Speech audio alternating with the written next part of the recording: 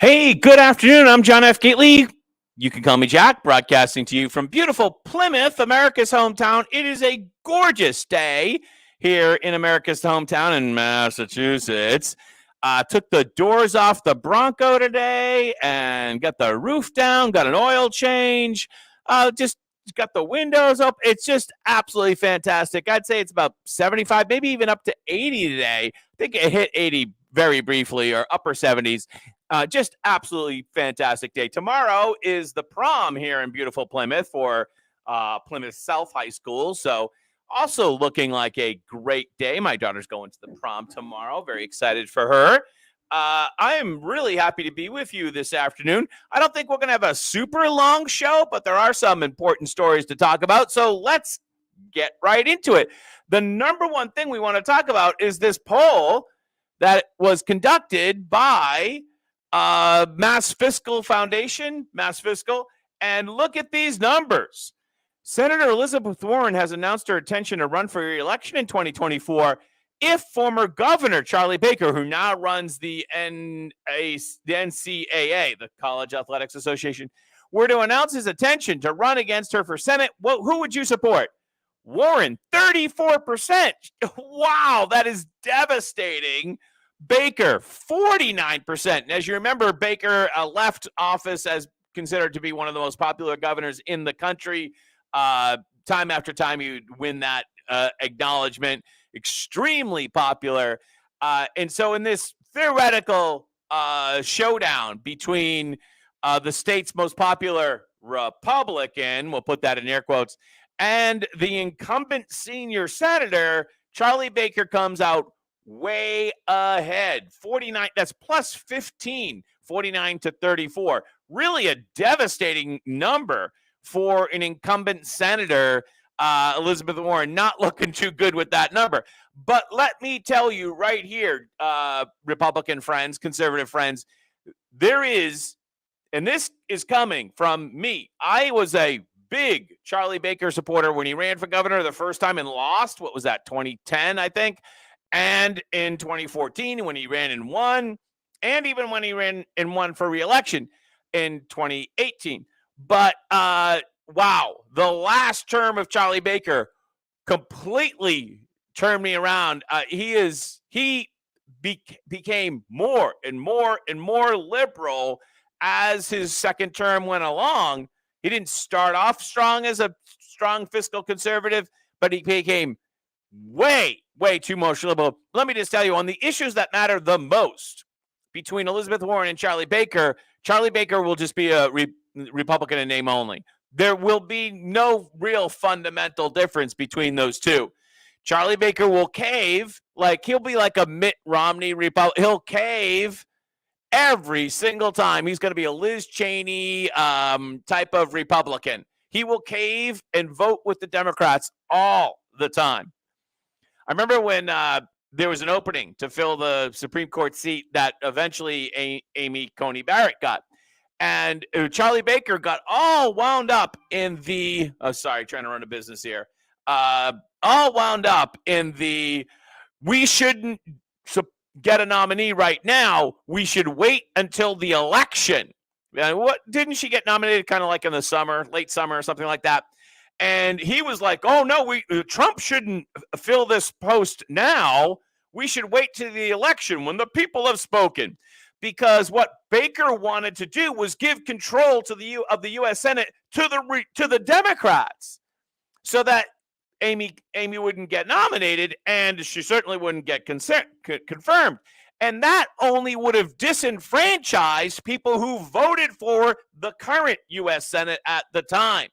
But Baker didn't care about who those voters. He was looking to disenfranchise those voters who made it a Republican majority. And Coney Barrett got confirmed, as she should, and she went to the Supreme Court. We're very, very happy about that. But Baker didn't want her there. He wanted to side with the Democrats, and that's what he would be. He would be Republican in name only. It would be basically effectively no difference between Charlie Baker and Elizabeth Warren as a U.S. Senator. But, who cares? Uniparty, effectively no difference. You might think it's like, oh, he's a Republican. He's not a Republican. He is not a Republican. And I mean, that just clearly happened over the last 4 years of his term. He is not a Republican on any of the issues that you feel that are important. And I don't know who I'd vote for if it was Warren versus Baker. I don't think I could vote for either one of them because he is not a conservative. He's not even he's got a Republican in name only, but that's it. For example, I'll just kind of give you a microcosm of this. I mentioned this like a week or two ago on the show. The type of Republicans that we have in Massachusetts, this is the type of Baker Republican that he is. When the House of Representatives in Massachusetts voted to approve their state budget a week or two ago, 157 of the reps voted for it. It was 157-0, which means that none of the Republican state representatives voted against the Democrat Party state budget, $56 billion. They all are in the tank for the Democratic Party. It's a uniparty here. Charlie Baker's the same breed of Republican. Same breed of Republican. There's not a dime's worth of difference at this point. Maybe in 2010 there was, but 13, 14 years later, there's not a difference. There's no difference between Charlie Baker and Elizabeth Warren on anything that's substantive, on anything that's actually where he's going to vote. So, as far as I'm concerned, who really cares who the next U.S. Senator is? If it's going to be either one of those two, I'd be totally, absolutely, positively uninterested in Baker for U.S. Senate. Not interested. Thanks. Call somebody who cares. Here's a dime. All right. Mass Fiscal Poll, statewide poll shows broad support for keeping 62F unchanged. That's the surplus tax. So when they overtax you, they get to send the money. They must send the money back. It was the first time I think that's actually happened this past year. And now the Democrats were very upset that they had to send money back to the people. And there's a number of proposals in the current state budget to change that, to totally change it. And the Democrats are very upset that they had to send money back to begin with because they think it's their money to begin with anyways. And now they want to change it so it's more equitable to send the money back. Well, apparently there's not much support for that, but they'll do it anyways because they have a massive majority. They don't really care what's popular because they don't have to, because they have as I just described to you, they have a massive uniparty majority. And so they don't really care that, according to this poll, 64% of the people support the law as is, and 18 support the law but would like to see it changed, and 7 oppose the law. So the Democrats and the Republicans, the uniparty that we have here in Massachusetts, they don't care about these numbers because they're so secure in getting reelected that even the Republicans vote for the state budget. So I don't think this poll is going to make a hill of beans of difference on the actual outcome of that proposal. And I think it will become more equitable. In other words, it will become more unfair. All right, up next, in the same poll by Mass Fiscal Foundation, would you support or oppose allowing Mayor Wu to reimpose rent control in Boston? I think it would have been a better, having done a lot of poll questions and written a lot of poll questions, they should not have put the name of the mayor into this because that interjects a personality. It should have been just a policy question. So I don't like how they worded this, having written and actually used to actually do that as a gig, written poll questions. Totally written the wrong way. But having said that, 41% support rent control and 39% oppose rent control. In other words, it's tied, given the margin of error. And I don't think that is going to go in any other direction. In the years to come, this will be a majority favor. This is going to move to a majority favor. And I think maybe not this year, the legislature seems incredibly opposed to it. But I think the more the uniparty gets set in its ways, the more likely this will actually come true. I think they will reimpose rent control in Boston at some time. I think that's kind of a certainty at some time. Not going to be right away, but it's going to that number is going to eventually move to be. Remember, we defeated rent control at a statewide ballot initiative back in the 90s. What was that, 95 or 94, something like that? And 93, whatever year it was. And now, 30 years later, they've moved the needle to basically it's tied. And I think they have the momentum. So I think we will have rent control back in Boston and in other communities horrifically sometime in the next 5 to 10 years. I think that's a fair assumption. Let's see if we bring up some good news for you. Let's see if we have some good news. Here's the story. Separate effort, by the way, from the efforts by MassDOT to replace the bridge. Here we go. Good news for drivers. Construction work on the Sagamore Bridge is wrapping up ahead of schedule. Bourne police say those lane restrictions will likely be removed this afternoon.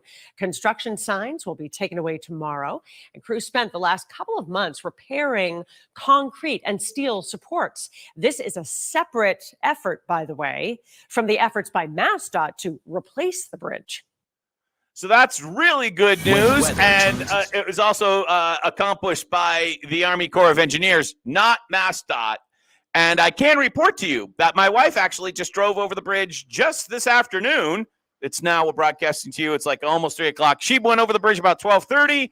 No traffic, which is great because I actually have to go back there. I've been to the Cape 2 or 3 times in the last week, and I got to go back there probably Saturday.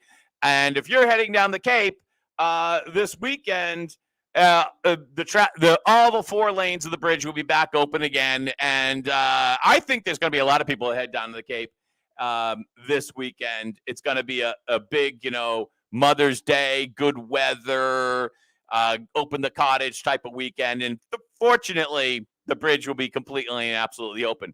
By the way, no thanks to our congressional delegation, including Elizabeth Warren, while we're talking about her, and getting money to replace the bridge, or the bridges, I should say. In fact, I came up with a fairly, I think, would be less expensive problem and better for the environment, by the way, as well. And that would be to get rid of the bridges altogether and fill in a portion of the canal, just wide enough. Say, like, you probably only need like 100 yards wide, maybe 200 yards wide, and have the crossing at grade, so you don't have to have this giant expensive bridge. Now that would close the canal to marine traffic. Well, tough luck. And it would do away with all the traffic jams, which spout all sorts of pollutants into the air, right? Wouldn't that be a better green solution?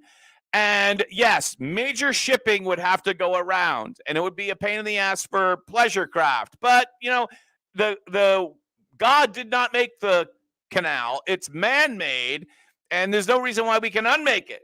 It would also be probably, I'm just guessing, a lot less expensive, not only in the beginning, but also upfront, those costs, but also long-term, because if you just build another bridge, you got to be able to maintain another bridge, and in an incredibly windy, salt air climate, that's not an easy thing to do, as we've been shown. So that I know that call me crazy, but that's I think that's an idea that is least worthy of review, and that'll never happen. But I think it's worthy of review. Certainly, we're not going to get the money from the federal government, which, of course, when you get money from the federal government, I say it's always free when you get money from the federal government, right? No. Many immigrants expected to come to Massachusetts when Title 42 expires today. Oh, isn't that special? We've been covering this story quite a bit. John Monahan, Boston 25 News. Immigrants are expected to flood over the Mexican border. They're already flooding. Let's see if we have a video here for this here. Here we go. Hold on. Was in Washington, D.C. Okay, here we go. In the days and weeks ahead, which have the potential to be very difficult. Right now, along the southern border, migrants are getting ready to cross. The end of Title 42 tomorrow means people can once again seek asylum. Officials expect to see 10,000 border crossings each day. The question is, if they come to Massachusetts, do we have the resources to help? Boston 25 News reporter John Monahan joins us live from Boston. And John, an organization you spoke with is trying to get some answers. That's right, Mark. And they tell us resources do exist. But as we showed you last week with the Haitian immigrants, here in Boston, they're getting hard to come by. So as Title 42 is set to expire, local immigration experts tell us that the safe. So there's a bunch of Haitian immigrants that have basically camped out in Boston City Hospital, or whatever they call it now. And that is now a immigrant center, illegal immigrant center. In place could soon be overwhelmed. Migrants are expected to flood over the U.S.-Mexican border as Title 42 ends Thursday. Many expected to come here. There will be a surge probably of immigrants and other folks coming into Massachusetts and particularly into the Boston area. Jeff Tillman is the CEO of the Immigration Institute of New England. They help migrants get settled and apply for benefits once they arrive. But Tillman says, "Oh, isn't that nice of him? Let's just help the migrants." The real surge is coming. And the data at the border is telling us that the number of people crossing will double. And so it'll go from something like 6,000 to 10 to 13,000 a day. Boston Mayor Michelle Wu says the city is seeing 40 to 60 migrants a day looking for food, shelter, and services. We are a city that will always step up when there is need. We're going to step up. It's not generous of us. How generous can we be? Right? We already doing, probably going to be doing in-state tuition for illegals.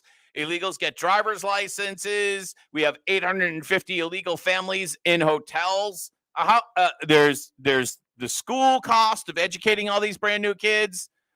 You know, in my town, they're all very upset about new development being built. And all these people, we're building more condos. Well, how about the illegal immigrants you're educating?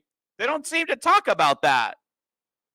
Is significant. Just last week, Boston 25 showed you Haitian immigrants sheltering at Boston Medical Center with no place to go. Tillman says Haitians are in real need. We've been, the 65-year-old grandmother who's a U.S. citizen who works at Dunkin' Donuts, she's the one that's in real need. That's who I'm concerned about. in the past week, probably almost 150 people from Haiti and services. With the numbers of migrants arriving uncertain, Tillman says the state is providing some funding, but needs to help coordinate services once they arrive. They have put money in the state budget to help migrants who are coming into the state. They're unaware of the fact the shelter system is overwhelmed right now. And he says the crisis, already overwhelming, is only expected to worsen. When you give all of this stuff away, you're going to get more of it. When you subsidize something, yes, it's going to worsen. Because almost every one of these people is an economic immigrant. They're not actually fleeing some persecution like, Soviet Russia. They're economic immigrants. And so we're taking in all of these incredibly poor people over our open border. Meanwhile, we're sending billions of dollars to Ukraine because the Ukrainian border is more important than the border between the United States and Mexico. And you're paying for it. Not only that, you're paying for it, whether you work at Dunkin' Donuts or no matter almost whatever type of job you have. You're paying for it in lower wages because these people, as Governor Healy mentioned yesterday, these people are going to lower your wages. They're going to increase the supply of labor, and they're going to lower your wages. On enrolling people in benefits. We have a waiting list of people who have signed up. Yeah, let's get them more benefits. Someone tells us he was in Washington, D.C. today when we spoke to him, meeting with Senator Ed Markey, asking for help financially and also better coordination with state and federal officials. We're live in Boston tonight outside the State House. I'm John Monahan for your local station. All right, John, thanks very much for the great report. Man, I mean, how don't you need more? I would say that you would need Your average Massachusetts resident, you need like, isn't it hard enough to get by right now? Wages are not keeping pace with inflation because of all the money that the Biden administration dumped into the economy, and the Trump administration in the beginning of that, for that matter. But inflation, if you look at the chart, and I don't have it right in front of me, but if you look at the chart, it did not go up until Biden took office. The what are they? The Inflation and Fighting Act. What is that thing called? That thing sucked because it didn't work. You know, when the government spends more money, which is what the bill did, that does not fight inflation. Inflation Reduction Act, exact opposite outcome. Exact opposite income. So I do have the windows open. I don't know if you hear a little music in the background, but hey, you know, it's too hot to have. I didn't put the AC on, so we're just going to go with a little bit of music. The car, it will go as soon as the traffic light turns green. The next story is very, very, very important. Let's bring it up here.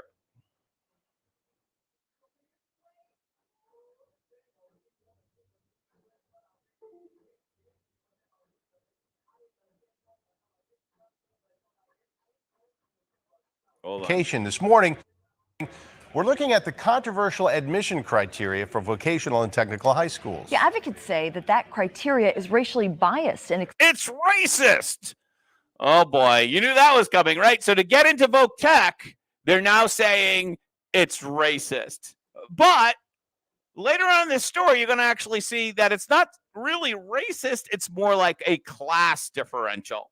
And race and class go together for sure in this apartheid or semi-apartheid, unofficial apartheid, de facto apartheid that we have here in Massachusetts that's run by and imposed by Democrats, especially Democrats from white leafy suburbs like Hingham and Concord and those places. They love the de facto apartheid they have because they get to tell you and working class white people like me how to live where they live in their isolation of Hingham and Concord and all those places, and they don't have to deal with the racist consequences of their own policies, which is to segregate black and brown people, generally speaking, in certain parts of cities where people in Concord don't have to interact with anybody that's basically not white, right? I mean, that's what is happening here. Is that the white, rich women, mostly women, Volvo driving women that drive around Hingham and are the base of the Democratic Party here in Massachusetts, all of their guilt gets manifest in social engineering policies that support a de facto apartheid that we have in Massachusetts. And that's why we have desperate rates of admission based upon race to Voc Tech. Listen, here's more. Includes kids with disabilities. Voc Tech say they just don't have enough seats to meet increasing demand. As our Crystal Haynes reports, both groups say the state needs to act. Every year, thousands of students from vocational technical high schools compete in the Skills USA Championships. Carpentry, automotive, metalworking, and more here at Blackstone Regional Technical High School in Upton. It's a showcase of the expertise you can only get at the state's Voc Techs. And kids like Josue Castellion say they are being shut out. He says his middle school counselor told him not even to apply. My grades were really high. My attendance record was good, so it didn't make sense to me why I couldn't apply or why I shouldn't. There's a huge demand for vocational technical education. The problem is this: there simply are not enough seats. According to vocational administrators and the State Department of Education, there are some of those seats are now being taken by the children of illegal immigrants, right? Yeah.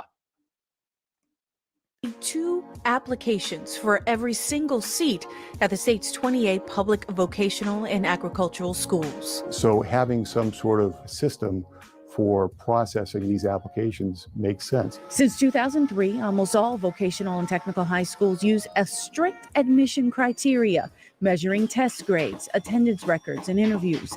And community organizations like the Vocational Education Justice Coalition say that system is racist. Man, you know what they're going to say. Let me just play that back to you. Almost all vocational and technical high schools use a strict admission criteria, measuring test grades, attendance records, and interviews. And community organizations like the Vocational Education Justice Coalition say that system is racist and exclusionary. It's racist from the Justice Commission. Okay, here we go. Franchising students of color, students with disabilities, and students who are English language learners. According to state data, roughly 55% of students of color were admitted to VocaTex. Compare that to 69% of white students. 54% of students with disabilities. Now, you'll notice that those numbers are not income adjusted. They're not income adjusted, or they're just by one factor, and that's the color of your skin, which is all the far left can view. They don't factor that they're actually living and creating a class society, because that's exactly what their policies produce. Were accepted, but compare that to 65% of students without. Lawyers for Civil Rights filed a federal complaint against the U.S. Department of Education in February. Federal law requires that these opportunities be afforded to all students on an equal basis. But that's definitely not what is the case. They are afforded to all students on an equal basis. But that doesn't guarantee. That's what this woman has wrong here. These opportunities are afforded. VOTEC entrance is afforded on an equal basis to everybody, every student on an equal basis. It's just that the outcomes are different because the applicant pools go to different schools. This is kind of like, as Rush Limbaugh would call, what was that phrase that we would use? He say the soft bigotry of low expectations. That's exactly what's going on here. And just because you have an application process, which anybody does not mean that you're guaranteed to get in. They're given by merit, which is based upon class. In 2021, DESE did make a change prohibiting vocational schools from considering minor disciplinary infractions or excused absences in admissions decisions, but advocates say it doesn't go far enough. They want a It's never far enough. Nothing is far enough. lottery system. Unfortunately, it's a race issue based on class. Andrew Lincoln Hoker is the superintendent of Smith Vocational and Ag. Oh, this guy is going to get run out of town because he just actually told the truth. This is a class issue, not a race issue. And it's class stratifications and race stratification, that for that matter, that the white Democratic power base, women in Hingham, support and enforce. Cultural High School in Northampton. My rebuttal is, what can we do within that local community to inform not only the educational system, but inform the families of the choices? I think a lot of families don't know what the options are. Lincoln Hoker and others say this is a supply and demand problem the state can build its way out of. Two state reps joined vocational administrators. Oh, what a concept we can actually build our way out of. Well, the Democrats hate the free market. They're not going to like that answer either. File a bill asking for a $3 billion infrastructure fund for vocational techs. That's on top of the nearly $13 million in federal grants DESE received 2 years ago. Until we create additional seats, until we create more opportunities for kids, we're always going to have this disconnect between the number of kids applying and the number of kids we can actually take care of. So if we look at these schools as drivers of racial inequity, then just creating more of them isn't actually going to solve the inequity. Well, because they don't want equality, they want equity. They want the same outcome. They want equal outcomes. That means you devalue merit. When you impose equal outcomes, you devalue merit. And as you can see, this guy in the sweatshirt here, that's what he wants. He doesn't care if it's equal and fair. He just wants equal outcomes, like communism. It's basically the same thing where everybody can be equally miserable. Sides battle who gets into Votex. Students like Josue are left to navigate the choices they have left. He's a junior now at Chelsea High School. I would be thankful, but I could have possibly thrived in the other scenario. Desi says they are reviewing the complaint and cannot comment at this time. Another voice in this debate, the trades. The North Atlantic Carpenters Union tells me the number of students entering the trades from vocational schools is way down, and a tiny fraction of them are people of color. You can find that interview on our website, boston25news.com. That's really interesting that the number of people entering the trades is way down, even though demand for VOTEC education is way up. That's a really interesting wrinkle there. Again, I feel bad for that kid in Chelsea. The big hair, the hairdo there. He had the AirPod in his ear to do the interview. I feel bad for that kid because Chelsea is like not the wealthiest community, but the fact that Chelsea remains an unwealthy community with effectively bad schools is something that the Democrats have created and supported over decades. Over decades. This education inequity that exists in places like Chelsea is imposed by mostly white upper class Democrats in other places that are wealthy. Say, like, I don't want to pick on any particular community.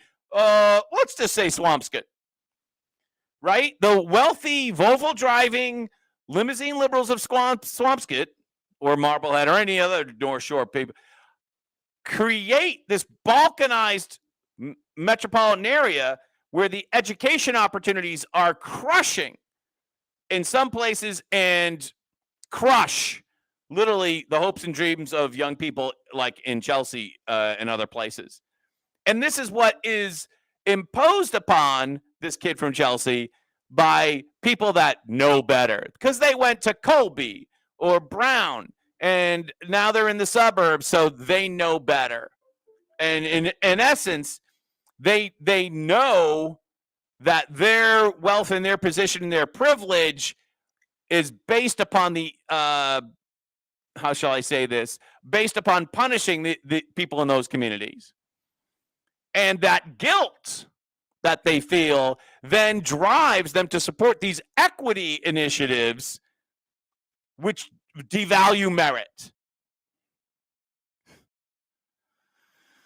All right, so all credit on this next story to Turtle Boy Daily News, which is a very interesting website, totally correct on the Monica Cannon Grant story, mostly correct on that. It has a really interesting track record of being mostly right about mostly everything they publish. Aidan Kearney. Falco K owner Tyler Falconer charged with animal cruelty after Turtle Boy investigation revealing widespread abuse. WCVB, Channel 5, forced to admit Katie Thompson is married to him. Now, if you've heard me talk about Turtle Boy before, tbdailynews.com, the website, I'm sorry, Aiden, is almost unreadable. I mean, the layout is it's just brutal. And I know you can upgrade for like $10 a month or whatever it is. This is not sponsored. And to get some no ads, but even without the ads, I mean, this is just got to be the worst website. It's a visual dumpster fire. But for the most part, a lot of what you read here is accurate. This is not an endorsement, but I read it. I think you do too. All right, you're reading it too. So this guy here, the dog dad, he's actually allegedly, we're gonna say, because he's innocent and proven guilty, because that's the system we have in the United States, right? It's China where you're guilty until you prove your innocence. Here in the United States, you're innocent until proven guilty. So Burlington firefighter and former dog owner faces animal cruelty charges. So this is reported by WCVB. All credit to WCVB for having the statistical, you know what I mean, testicular fortitude to actually carry this story. Good job. Here's Maria. Fighter and former owner of a dog training facility in South Boston is now facing felony animal cruelty charges. Falco Canine shut down back in March after customers say that their dogs were abused at the training and boarding facility owned by Tyler Falconer. And this is a story, once again, that was brought to the zeitgeist, God, I hate that word, by Turtle Boy Daily News. Documents obtained by 5 Investigate show that Falconer faces animal cruelty and dog tethering confining charges. According to the criminal complaint, a conviction on the charges could lead to prison time. He will be formally charged when he goes before a judge on May 31st. Falconer is also a Burlington firefighter. In March, What a alleged asshole. If this actually ends up to be true, I guess it's just a charge. It's not a conviction. It's just a charge. But if true, what an asshole. Suspended him with pay when this investigation became public. A spokesperson from Burlington confirms that Falconer remains on leave. Good. We were unable to reach Falconer or his attorney tonight. He is the husband of News Center 5 eye-opener traffic anchor Katie Thompson. All right. So Maria didn't look too happy reporting that story. Good for her. She seemed a little annoyed at Katie Thompson, if I could just interpret Maria's look. And pretty embarrassing. Katie Thompson, I don't watch Channel 5 in the morning. I don't watch the traffic report on Channel 5. If I watch anything, I might watch Channel 4. But this is embarrassing for Channel 5, most certainly. I'm guessing Katie might not be there all that much longer. I don't know. We'll have to keep an eye on that. But again, all credit to Turtle Boy for, I'm pretty sure, being the first on that story. And we'll, again, say it's alleged because, again, in this country, you're innocent until proven guilty. So,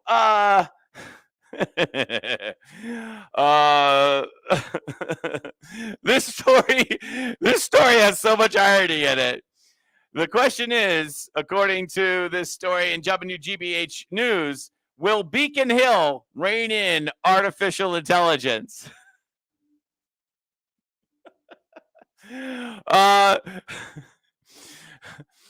My question to that, you talk about artificial intelligence.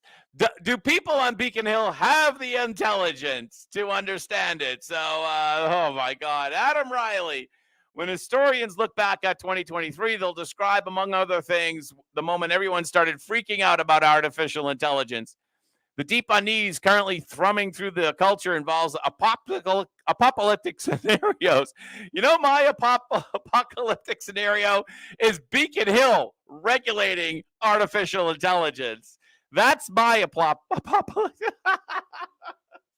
that's my nightmare. Can't even say it. 2 companion bills. It didn't take long for someone to file some legislation, right? Hop on this freight train of media. Under consideration on Beacon Hill would address a more immediate set of concerns. Oh, thank God. The bills would establish a state commission. Oh, that's what we need. Just need another state commission. First, on how artificial intelligence and other decision-making tools that replace human judgment being used by the state government right now. And second, what steps, if any, should Massachusetts take to regulate their use moving forward? So, the first question is worthy of experiment. Can the state of Massachusetts do things more efficiently with artificial intelligence? I just thought of one, just like right off the top of my head, just a split second ago. How about the deployment of snowplows based upon where the snow is actually falling, or where the temperature is actually falling, so that you've all driven down the road where you see a snowplow and there's like snow, or you've driven down the road and they're putting down rock salt and the storm is over and the temperature's back up to 45 degrees and you're like, why are they putting down rock salt? So, I mean, there are probably places where artificial intelligence can help us manage things much, much better. But the last thing we need is the state government, the legislature, in all its artificial wisdom, regulating artificial intelligence. Cade Crockford runs Technology for Liberty program at the ACLU. Oh boy. And supports the legislation. Of course, Cade supports it. She says that standing commission would look at practices already in place, blah, blah, blah. That practice, clear-cut example of state government, blah, blah, blah. And yet Crawford adds, the automated tools used by the state to make such decisions are at present largely unknown. In other words, the ACLU is already seeing that there's a conspiracy. It's probably racist while they're at it, right, ACLU? In addition, Crockford argues, if a particular tool or system was designed with the best intentions, it might still prove operating in a fundamentally unfair or unjust way if policymakers were given a chance to pull back the hood and scrutinize its inner workings. Everything's a racist conspiracy with the ACLU. State Rep Simon Cataldo, a co-filer of the House bill, raises the same concerns. He cites juvenile probation system and the disabled persons protection system as two government entities already using unregulated risk assessment systems to make decisions. And Crockford believes that the time is ripe for the legislature to step in. This is just way heavy on the fear-mongering. There's too much that we don't know, and the discrepancy between what's happening and our understanding of what's happening is only going to widen. These proposals of an oversight commission did not become law last session, even though they were reported favorably by the committee. Finally, and perhaps most valuable, I'm guarantee it's not going to be most valuable. It's probably the least valuable. I don't even know what this paragraph says, but I guarantee you it's the least valuable. Supporters of the increased oversight have the zeitgeist on. Oh, well, that's great. The zeitgeist is on their side. I did use that word earlier in today's show, but God, I hate it. As Crockford put, you can't open up the New York Times without finding 6 different stories about ChatGPT. Oh, my God. So we're hopeful that the renewed interest in generative AI and machine learning technologies in general will prompt some actions. The previous version of this story misspelled Cade Crockford's name. Oh, what a crime. Sorry, Cade. That's an interesting name, isn't it, Cade? Is it possible that your real name is Kate? I'm just saying, I don't know.